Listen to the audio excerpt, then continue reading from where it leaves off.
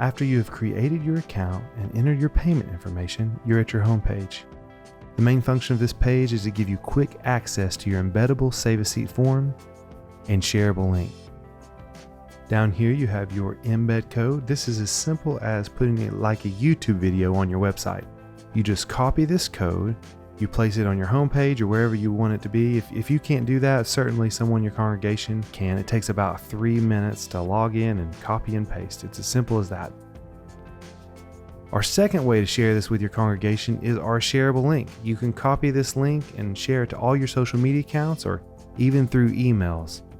This is a direct link, as you see, to your form.